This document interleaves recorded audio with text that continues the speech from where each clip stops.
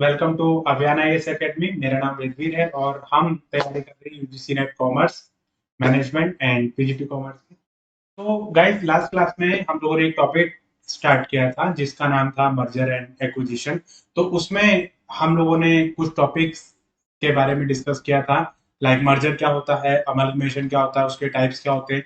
तो इसके बारे में हम लोगों ने डिस्कस किया था। तो मर्जर के कुछ मैंने एग्जांपल दिए थे आपको लास्ट क्लास में।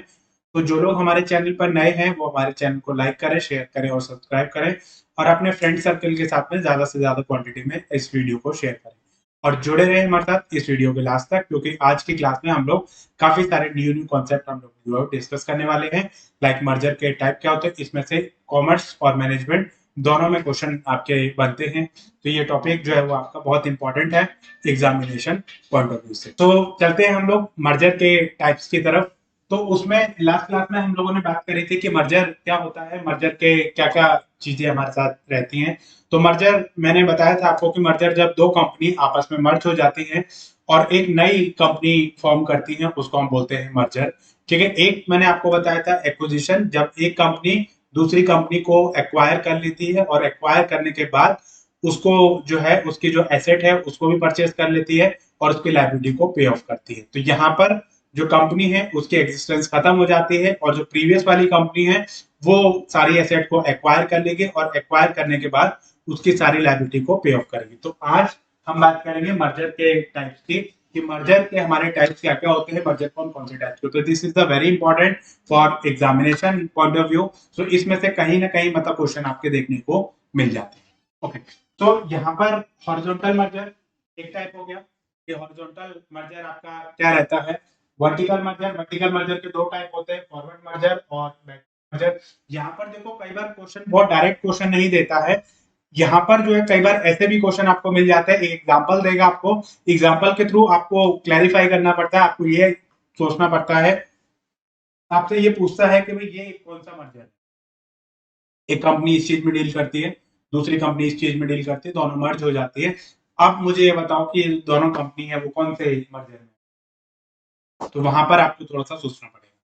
नेक्स्ट आता है कॉन्ग्लोमरेट मर्जर। कि कॉन्ग्लोमरेट मर्जर आपका क्या होता है, इससे रिलेटेड कई बार एग्जाम में क्वेश्चन हुआ है। जब इनको कहीं से क्वेश्चन नहीं मिलता तो यहाँ पर तीन टाइप के मर्जर देगा, तीन आपको डेफिनेशन देगा, आपको बोलेगा आपस में कि इनको मैच करो और जरा बताइए एक मैच करती है। ठीक है, तो इसमें भी आपको इस तरीके करा के आ जाते हैं, राइट। अच्छा, उसके बाद कॉन्सेंट्रिक मर्जर और आपका रिवर्स मर्जर। देखो इसमें मर्जर में से आपके ये जो तीन मर्जर हैं ये आपके इंपॉर्टेंट है। एक क्रॉस बॉर्डर मर्जर भी होता है, एक रिवर्स मर्जर भी होता है।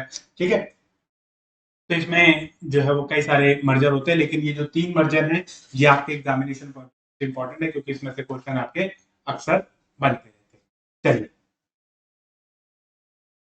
सबसे पहले हम बात करते हैं हॉरिजॉन्टल मर्जर। हॉरिजॉन्टल मर्जर का मतलब क्या होता है, दो कंपनी है सेम लेवल पे ऑपरेट कर रही है, सेम लाइन ऑफ मतलब जो चीजें हैं, सेम बिजनेस है दोनों का। जैसे मान लो एक कंपनी है जो बैंकिंग में डील कर रही है, एक बी कंपनी है जो भी बैंकिंग में डील कर रही है, दोनों आपस में मर्ज हो जाते हैं और मर्ज होने के बाद एक न्यू बैंक बनाते हैं, ए बी लिमिटेड। तो ऐसे में आपका जो कंपनी है वो क्या करेगी, ऐसे उसको मर्जर को क्या बोलेंगे, हॉरिजॉन्टल मर्जर। दोनों का ऑपरेशन क्या है, सेम है, दोनों बैंकिंग ऑपरेशन में। जैसे आपका वीआई, वोडाफोन और आइडिया, वोडाफोन भी किस में है, टेलीकॉम इंडस्ट्री में है, आइडिया जो है वो भी किस में है, टेलीकॉम सेक्टर में। ठीक है, तो दोनों सेम उसमें है, दोनों ने मर्जर कर लिया और मर्जर करने के बाद क्या बन गए, वीआई बन गए। जब ये दोनों वीआई बने तो इसमें से इस टाइप के मर्जर को हम क्या बोलेंगे, हॉरिजॉन्टल मर्जर। ठीक है, तो ऐसे ही जो चीजें, जैसे कोई कंपनी है बैंकिंग सेक्टर में डील कर रही है, दूसरी कंपनी है वो भी बैंकिंग सेक्टर में डील कर रही है, दोनों मर्ज हो गए। मर्ज होने के बाद जो वो एक नया बैंक इन्होंने बना लिया, और नया बैंक जब इन्होंने बना लिया तो उसको हम क्या बोलते हैं, हॉरिजॉन्टल। मतलब जब दोनों जो बिजनेस है वो सेम है आपके, तो उस टाइम पे अगर इन्होंने कोई मर्जर करा है तो उसको हम क्या बोलते हैं, हॉरिजॉन्टल मर्जर। देखिए क्या कहता है कि यहाँ पर जो इंडस्ट्री है दोनों की क्या होनी चाहिए, सेम होनी चाहिए। अब मान लो आपको कोई एग्जांपल दिया, एक कंपनी है टेक्सटाइल में है, दूसरी कंपनी है वो भी टेक्सटाइल में इंडस्ट्री में वो कर रही है, तो यहाँ पर दोनों कंपनी आपस में मर्ज हो जाती है to gain the market share. तो this type of merger is known as ठीक है, एक कंपनी है इंडिया की, एक कंपनी है फॉरेन की, यूएसए की है, तो अब दोनों मर्जर करना चाहती है आपकी, तो ऐसे मर्जर को हम क्या बोलेंगे, तो उसको बोलेंगे क्रॉस बॉर्डर मर्जर, उसको बोलेंगे हम क्रॉस बॉर्डर मर्जर। ठीक है, तो यहाँ पर जो मर्जर है कि it is a part of consolidation between two or more competitor offering the same product, मतलब दो कॉम्पिटिटर हैं आपके, दोनों कॉम्पिटिटर है आपके, जैसे पीसी ज्वेलर्स और चंपालाल ज्वेलर्स, दोनों आपके जो ज्वेलरी में है, अब ये दोनों आपस में मर्ज हो जाते हैं, मर्ज होने के बाद इन्होंने एक जो है, इन्होंने कोई मान लो कोई दूसरा नाम इन्होंने रख लिया, ठीक है, दोनों मिलके एक नया थर्ड पार्टी का नाम इन्होंने रख लिया, तो उसको हम क्या बोलेंगे, ऐसे मर्जर को हॉरिजॉन्टल मर्जर। ठीक है, आई होप ये चीज आपको क्लियर हो गई होंगी। Very good. ठीक है, तो यहाँ पर ये जो है दिस टाइप ऑफ मर्जर जो होता है बहुत कॉमन होता है, कंपटीशन को कम करने के लिए हो जाता है कि दोनों के पास रिसोर्सेज हैं, आपके पास भी अपने रिसोर्सेज है, मेरे पास भी अपने रिसोर्सेज है, दोनों मिल जाते हैं, और मिलने के बाद जो वो कंबाइंड हो जाते हैं, तो उसको हम क्या बोल देते हैं, उसको ऐसे मर्जर को हम क्या बोलते हैं, हॉरिजॉन्टल मर्जर बोल देते हैं।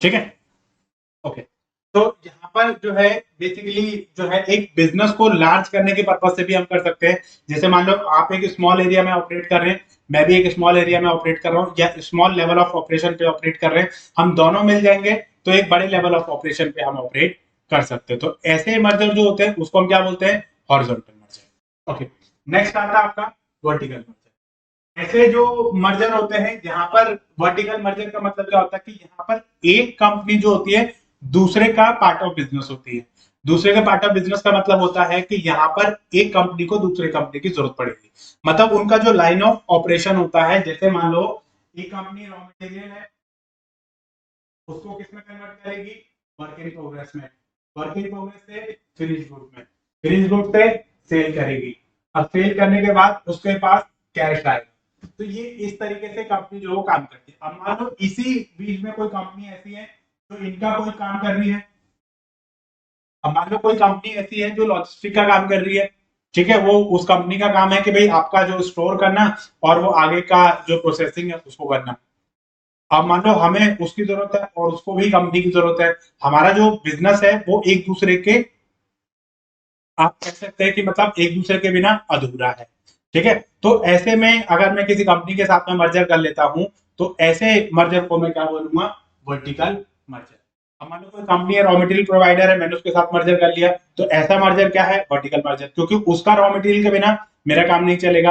अब मान लो मैंने फिनिश गुड बना लिया, फिनिश गुड बनाने के बाद लॉजिस्टिक वाला कोई पर्सन है, मैंने उसके साथ मर्जर कर लिया, क्योंकि अब मैं फिनिश गुड बना के उसको दूंगा और वो बंदा क्या करेगा, आगे मेरे प्रोडक्ट को सेल करेगा, तो ऐसे मर्जर को मैं क्या बोलूंगा, वर्टिकल मर्जर। अब वर्टिकल मर्जर के मेरे होते हैं दो लेवल, ठीक है, कौन कौन से, फॉरवर्ड और बैकवर्ड।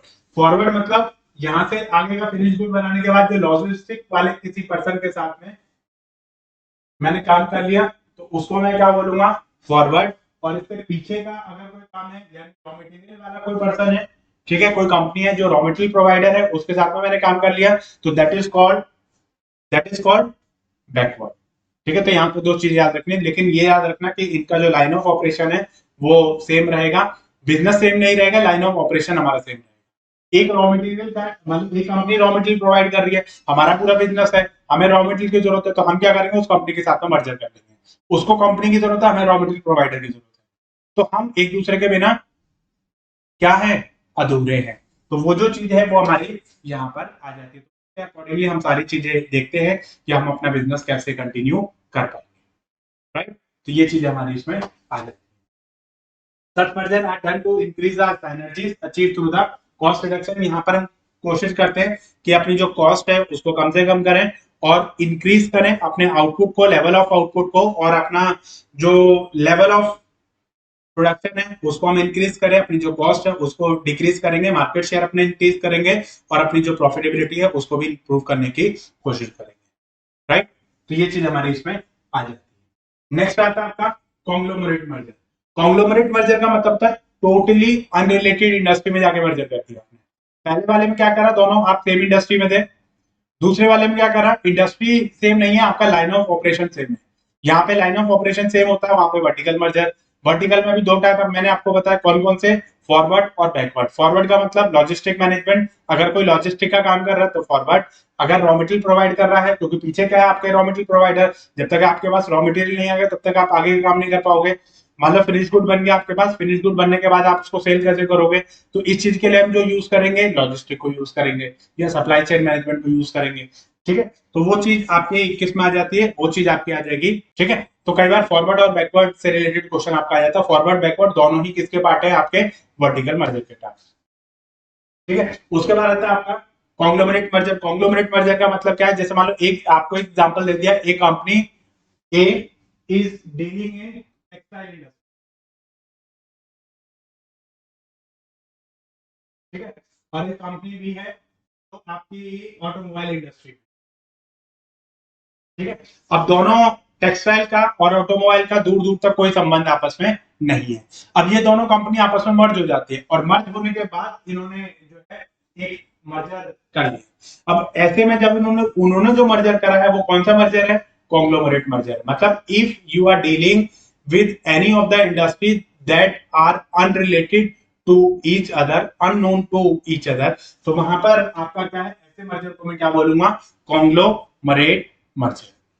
ठीक है, तो ऐसे में हमारा जो है जोग्राफिकल रीजन हमारा अलग अलग हो सकता है कि अलग अलग बिजनेस में हम अलग अलग जोग्राफिकल एरिया में हम लोग जो है अपना बिजनेस कर रहे हैं। लेकिन यहाँ पर बेसिकली क्या होता है कि ऐसे में हमारा जो भी मर्जर आपका रहता है इसमें टोटली अनरिलेटेड बिजनेस एक्टिविटीज यहाँ पर रहेंगी, जिसमें हम कोई भी इस तरीके की एक्टिविटीज कंफर्म नहीं करते। ठीक है, तो ये चीज हमारी इसमें आ जाती है।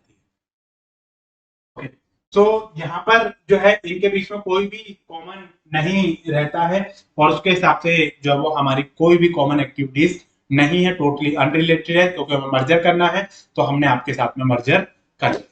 ठीक है, तो इस टाइप के मर्जर को हम क्या बोलते हैं, कॉन्ग्लोमरेट। आई होप ये तीनों चीजें आपको समझ आ गई होंगी। कॉन्ग्लोमरेट समझ आ गया होगा, हॉरिजॉन्टल समझ आ गया होगा, वर्टिकल आपको समझ आ गया। हॉरिजॉन्टल मतलब दोनों सेम बिजनेस है आपके, दोनों tyre manufacturing company tyre manufacturing company के साथ बिजनेस कर लिए, टेक्सटाइल टेक्सटाइल के साथ, ठीक है, ऑटोमोबाइल ऑटोमोबाइल के साथ। मारुति सुजुकी ऑटोमोबाइल का मर्जर था, तो उसमें आपका जो था ऐसे मर्जर को हम क्या बोलते हैं, ऐसे मर्जर को हम बोलते हैं हॉरिजॉन्टल मर्जर। बैंक बैंक के साथ में मर्ज कर लिया, ठीक है, तो ऐसे मर्जर को हम क्या बोलेंगे, horizontal merger. Line of operation same है आपका, एक दूसरे को जरूरत पड़ेगी, आपके रॉ मटेरियल प्रोवाइडर है तो उसको जरूरत पड़ेगी कंपनी की, और लॉजिस्टिक मैनेजमेंट है तो कंपनी को उसकी जरूरत पड़ेगी। तो ऐसे में अगर कोई ऐसे लाइन ऑफ ऑपरेशन के साथ में काम कर रहे हैं, मतलब हमारी जो एक्टिविटीज है, कंप्लीट जो एक्टिविटीज है उसमें कहीं ना कहीं उसका रोल रहता है, तो उसके बिना हम लोग जो अधूरे, हमारे बिना वो अधूरा है, उसके बिना हम अधूरे हैं। तो अधूरे को पूरा करने के लिए जब हम मर्जर करेंगे तो ऐसे मर्जर को हम बोलते हैं वर्टिकल मर्जर। वर्टिकल में दो टाइप आ गए आपके, कौन कौन से, कौन आपका जो है फॉरवर्ड और बैकवर्ड। अगर रॉ मटेरियल प्रोवाइडर से करा है तो बैकवर्ड, अगर लॉजिस्टिक वाले से करा है तो फॉरवर्ड।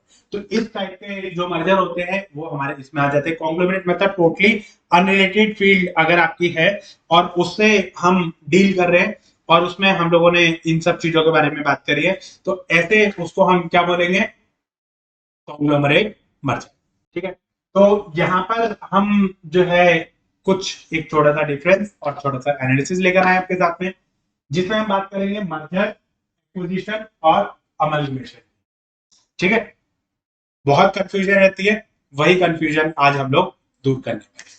देखिए क्या क्या होता है कि मर्जर में क्या होता है, minimum two companies are required as only one company will remain after the absorbing of the target company. इसमें जो है मिनिमम दो कंपनी आपकी जरूरत होती है, और दो कंपनी जरूरत होने के बाद मतलब जो है वन कंपनी रिमेन आफ्टर, दोनों कंपनी को मर्ज करके एक कंपनी बन जाएगी, दोनों जो है वो मर्ज हो जाएंगे। ठीक है, यहाँ पर एक्विजिशन में minimum two companies are required, जहां पर एक कंपनी जो है दूसरी कंपनी को टेक ओवर कर लेगी, उसकी जो एसेट है, उसके जो शेयर है, उसकी जो लाइबिलिटी है उसको ले लेगी और उसको पे ऑफ कर देगी। ठीक है, एसेट भी ले लिया, एसेट से उसकी जो लाइबिलिटी है वो भी ले ली, जब एसेट उसकी होगी तो लाइबिलिटी भी उसी की होगी, एसेट से उसने क्या करा, लाइबिलिटी को पे ऑफ कर दिया। ठीक है, तो ये चीज हमारी यहाँ पर हो गई। अब उसके बाद क्या करा, अमलगमेशन में minimum three companies are required since amalgamation of two result into the new entity.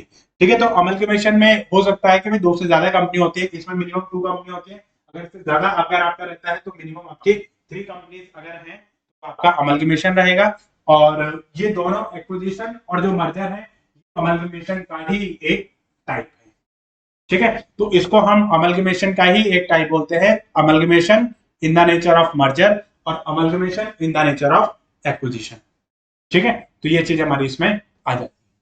Next आता है both company involve in equal in term, मतलब जब आप मर्जर करोगे तो दोनों कंपनी आपकी इक्वल इन टर्म्स होते हैं एक्सेप्ट इन फ्यू केसेस। अच्छा, पहले वाले जब मैंने टाइप्स बताए थे उसमें एक आपका रिवर्स मर्जर आपका रह गया था। रिवर्स मर्जर में क्या होता है कि मान लो एक प्रॉफिट मेकिंग कंपनी है किसी लॉस मेकिंग कंपनी के साथ में मर्जर कर लेती है, तो ऐसे में जनरली प्रॉफिट मेकिंग के साथ ही मर्जर करती है। लेकिन कई बार ऐसा हो जाता है कि एक प्रॉफिट मेकिंग कंपनी अपने नाम फेम करने के लिए एक लॉस मेकिंग कंपनी के साथ में मर्जर कर लेते हो, तो ऐसे मर्जर को हम क्या बोलते हैं, रिवर्स मर्जर। ठीक है, अच्छा, तो यहाँ पर आपकी जो दोनों कंपनी है उनका जो इक्वल साइज आपका होना चाहिए, मतलब medium medium, large large, small small. तो इसमें ऐसा नहीं है कि एक लार्ज कंपनी है एक आपकी मीडियम कंपनी है, तो इस तरीके से चीजें आपकी नहीं चलती है। ठीक है, small to medium size form जो है आपकी इसमें रहेंगी, मतलब स्मॉल टू मीडियम। इसमें जो छोटी कंपनी है वो विलय हो जाएगी किसी में बड़ी कंपनी में जाके, बड़ी कंपनी छोटी कंपनी में विलय नहीं होगी। ठीक है, मतलब मर्जर नहीं होगा उसका, एक्वायर कर लेगी बड़ी कंपनी छोटी कंपनी को एक्वायर कर लेगी। ठीक है, जैसे जो बड़ी मछली है वो छोटी मछली को खाती है, ऐसे ही यहाँ पर रहता है कि जो बड़ी कंपनी है वो क्या कर लेगी, छोटी कंपनी को एक्वायर कर लेगी। यहाँ पर size of the largest company are the comparable, मतलब इसमें जो टारगेट कंपनी जो है उसको हम कंपेयर कर सकते हैं कि मतलब यहाँ पे जो चीजें हैं उसको हम कंपेयर कर सकते हैं। हो सकता है कि इसमें डिफरेंसेस आपके हो सकते हैं। ठीक है, एक कंपनी का साइज बड़ा हो सकता है, एक कंपनी का साइज आपका छोटा हो सकता है। यहाँ पे हम साइज जो वो कंपेयर करेंगे उसके बाद आगे की। ठीक है, okay. Share of the absorbing company are given to the share holder of the absorb company. देखो, मर्जर में आपका जो है usually driven by the absorbing, merger में हम एब्जॉर्बिंग करते हैं। एब्जॉर्बिंग करना मतलब कि दोनों जो है मिलके एक एंटिटी, सिंगल एंटिटी में कन्वर्ट हो जाए। ठीक है, तो उसको हम क्या बोलेंगे, मर्जर बोलेंगे। और acquisition driver by the buyer company with or without the consent of the acquired company. इसमें मैंने आपको बताया था कि यहाँ पर with or without the knowledge of the acquired company, मतलब कि जो जिस कंपनी को हम एक्वायर कर ले वो फ्रेंडली, वो मैंने आपको बताया ना, फ्रेंडली आपका हॉस्टाइल। अगर आप विद द नॉलेज कर रहे हो तो फ्रेंडली, अगर विदाउट द नॉलेज कर रहे हो तो वो आपका हॉस्टाइल। ठीक है, यहाँ पर amalgamation initiated by the both the companies with the equal interest, मतलब यहाँ पर जो कंपनीज हैं उसमें क्या रहेगा, इक्वल इंटरेस्ट रहेगा और दोनों जो है वो मिलजुल के आगे का काम करने वाले हैं। ठीक है, तो ऐसे उसमें हम क्या बोलेंगे, ऐसे इसको हम बोलेंगे अमलगमेशन। ठीक है, तो ये आपका डिफरेंस रहता है मर्जर, एक्विजिशन और अमलगमेशन। अब हम बात करते हैं रिकंस्ट्रक्शन ऑफ कंपनी की। रिकंस्ट्रक्शन का मतलब क्या होता है कि कई बार कंपनी कुछ ऐसे चेंजेस करती है, कई बार कंपनी के अंदर कुछ ऐसे चेंजेस आते हैं जिसकी वजह से उसकी बैलेंस शीट और उसका प्रोसेस, उसका स्ट्रक्चर चेंज हो जाता है, तो उसको हम बोलते हैं रिकंस्ट्रक्शन ऑफ कंपनी। ठीक है, तो when a company is suffering from loss or several past year suffering from the financial difficulties, तो कई बार कंपनी को ये लगता है कि भाई कई बार कंपनीज की कुछ डिफिकल्टीज चल रही है या उसको कुछ प्रॉब्लमेटिक लग रहा है, तो ऐसे में या फाइनेंशियल डिफिकल्टीज लग रही है तो कंपनी क्या करती है, कुछ चीजें चेंज कर देती है। ठीक है, कुछ एसेट और लाइबिलिटीज और इनके पैटर्न और काम करने का तरीका, तो उसको चेंज कर लेते हो, तो उसको क्या बोलते हैं, रिकंस्ट्रक्शन ऑफ कंपनी। जैसे कंपनी को लग रहा है कि भाई हमारा बिजनेस बड़े लेवल पे नहीं है, ठीक है, अब धीरे धीरे कम होते चला है, तो कंपनी क्या करती थी, डाउन साइजिंग कर देती है। कंपनी जो वो धीरे धीरे अपने एम्प्लॉय को हटाने लग जाती है। तो ये भी एक तरीका होता है रिकंस्ट्रक्शन का। कंपनी ने क्या कर दिया, कंपनी जो वो 10 चीजों में डील करती थी, कंपनी को लग रहा है कि भाई we are not making profit any more, so we can do one thing कि हम जो अनप्रॉफिटेबल जो चीजें हैं उनको हम हटा सकते हैं। उनको हमने हटा दिया और हटाने के बाद आगे की जो चीजें हैं उनको कंटिन्यू कर दी। प्रॉफिट मेकिंग है उनको आपने कंटिन्यू कर दिया और जो नॉन प्रॉफिट मेकिंग है उनको आपने हटा दिया। ठीक है, तो यहाँ पर कंपनी क्या करती है कि when a company balance sheet shown a huge accumulated losses, मतलब इसमें आपके एक्यूमुलेटेड बहुत ज्यादा है। ठीक है, heavy fictitious and intangible asset, company की जो हैवी फिक्टिशियस एसेट और इंटेंजिबल एसेट बहुत ज्यादा है।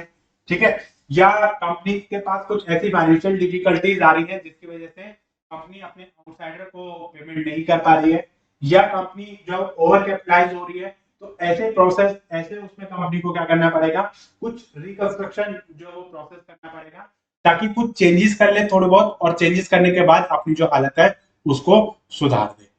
ठीक है, तो ऐसे उसको हम प्रोसेस को हम क्या बोलते हैं, रिकंस्ट्रक्शन ऑफ कंपनी। ठीक है, यहाँ पर रिकंस्ट्रक्शन का मतलब उससे नहीं है कि बिल्डिंग आपने बना दी, उससे यहाँ पर नहीं है। कई बार लोग सोचते हैं रिकंस्ट्रक्शन ऑफ कंपनी, बिल्डिंग पुरानी हो गई तोड़ दो नई बिल्डिंग बना दो। ठीक है, लेकिन यहाँ पर हम जो है प्रोसेस वगैरह हम कंपनी को लॉस हो रहा है तो कुछ ऐसे चेंजेस करते हैं, उस चेंजेस की वजह से आपका जो है वो वजह से अट्रैक्शन आपकी बढ़ती है। और हमने पहले हमारी दुकान छोटी थी, अब हमने दुकान बढ़ा दी, तो that is also considered the reconstruction. ठीक है, लोकेशन हमने चेंज कर दी, that is also comes under the reconstruction. Reconstruction की अगर मैं बात करूं तो दो टाइप के रिकंस्ट्रक्शन होते हैं, एक होता है एक्सटर्नल रिकंस्ट्रक्शन और एक होता है इंटरनल रिकंस्ट्रक्शन। देखिए क्या होता है एक्सटर्नल रिकंस्ट्रक्शन, का मतलब होता है कि कंपनी बहुत पास फेवरेबल उसे क्राइसिस से चीजों को कर रही है, और यहाँ पर sale of business existing company to the another company, मतलब कंपनी ने बिजनेस ही सेल कर दिया किसी दूसरे उसको, मर्जर कर लिया जिसमें कंपनी बाहर के पर्सन का यहाँ पर रोल रहेगा। कंपनी ने क्या करा, किसी दूसरी कंपनी के साथ में मर्जर कर लिया, एक्विजिशन कर लिया, तो उसको हम बोलते हैं एक्सटर्नल रिकंस्ट्रक्शन। मतलब इसमें अनदर कंपनी का रोल हमारी कंपनी के साथ में रहता है। ठीक है, तो वन कंपनी इज लिक्विडेट और another new company is form, मतलब एक कंपनी जो लिक्विडेट हो गई और नई कंपनी आपने बना ली, या हम ये कह सकते हैं liquidated company is called vendor, और जो वेंडरी कंपनी, मतलब ये जो चीज है ये मैंने आपको बता दिया कि उसमें एक कंपनी ने दूसरी कंपनी को एक्वायर कर लिया या एक कंपनी ने दूसरी कंपनी को मर्ज कर लिया, मतलब बाहर की कंपनी का यहाँ पर रोल रहने वाला है। ठीक है, तो ऐसे उसको हम क्या बोलते हैं, एक्सटर्नल रिकंस्ट्रक्शन।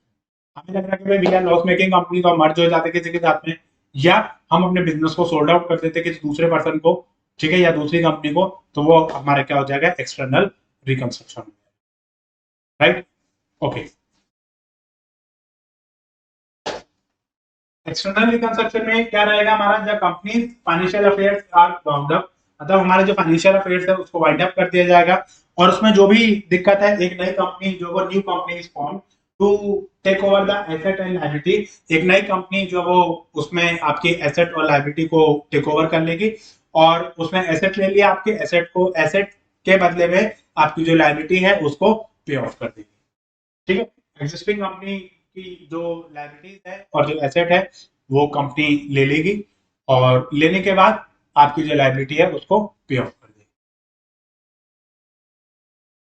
ठीक है, it is required the approval of share holder. ठीक है, क्रेडिटर और एनसीएल, एनसीएलटी मतलब नेशनल कंपनी लॉ ट्रिब्यूनल। ठीक है, तो यहाँ पर ट्रिब्यूनल होता है, उसके थ्रू आपको परमिशन लेनी पड़ेगी। अगर क्रेडिटर आपको परमिशन दे देते हैं, शेयर होल्डर आपको परमिशन दे देते हैं, और आपको ट्रिब्यूनल परमिशन दे देता है, तो ऐसी सिचुएशन में आप जो है रिकंस्ट्रक्शन कर सकते हो। इनसे परमिशन लेने के बाद ही आप रिकंस्ट्रक्शन कर पाओगे। उसके बाद आता है आपका इंटरनल रिकंस्ट्रक्शन। इंटरनल रिकंस्ट्रक्शन में हमारा क्या रहेगा कि इसमें कुछ ऐसे रिकंस्ट्रक्शन हम करते हैं जहां पर कुछ इंटरनल हम चेंजेस करेंगे, इंटरनल प्रोसेस की तरह कुछ चेंजेस करते हैं हम। ठीक है, अब जैसे मान लो इंटरनल फाइनेंशियल स्ट्रक्चर में हमने रीऑर्गेनाइज कर दिया, यहाँ पे कंपनी को हम बेच नहीं रहे, रीऑर्गेनाइज कर दिया। रीऑर्गेनाइज मतलब हमारे जो शेयर और जो डिवेंचर है एक फॉर्म से दूसरी फॉर्म में हमने कन्वर्ट कर दिया। ठीक है, या हमने देख लिया कि भाई डिवेंचर हमारे ज्यादा है, पहले हम इसको क्या कर देते हैं, पे ऑफ कर देते हैं। ठीक है, तो इसमें हमने कुछ इंटरनल जो फाइनेंशियल स्ट्रक्चर है उसको हमने चेंज कर दिया, या कुछ और हम चेंज करते हैं। जैसे इसने क्या बोला, internal reorganisation of the financial structure. ठीक है, हमें लग रहा है कि भाई हम लोन की पेमेंट नहीं कर सकते या हम इंटरेस्ट की पेमेंट नहीं कर सकते, तो एक काम करो, जो पहले वाले जो आपके वो चल रहे डिवेंचर चल रहे हैं उनको आप पे ऑफ कर दो। ठीक है, तो इसमें it is also term as the reorganisation. ठीक है, यहाँ पर जो एग्जिस्टिंग कंपनी है वो आपकी कंटिन्यू रहेगी, मतलब कंपनी बंद नहीं रहेगी, कंपनी आपकी चलती रहेगी, बट उसमें कुछ इंटरनल चेंजेस रहेंगे। मतलब आपने क्या कर दिया, 5 लोन चल रहे थे, उससे आपने क्या कर दिया, उसमें 3 लोन को आपने खत्म कर दिया, उनको पहले पे ऑफ कर दिया। जो छोटे छोटे आपके लोन चल रहे थे, छोटे लोन को स्टॉप कर दिया, बड़े लोन की पेमेंट आपने पहले ही कर दी। ठीक है। तो ये कुछ तरीके होते हैं जिसकी वजह से मतलब आपका कम से कम एटलीस्ट कुछ तो पैसा आपका जो कम होगा, तो वही चीज हमारे यहाँ पर आ जाती है। तो ऐसे प्रोसीजर को हम क्या बोलते हैं, जिसमें बाहर की कंपनी का कोई रोल नहीं रहता, हम अपने इंटरनल जो चेंजेस है उसको करते हैं।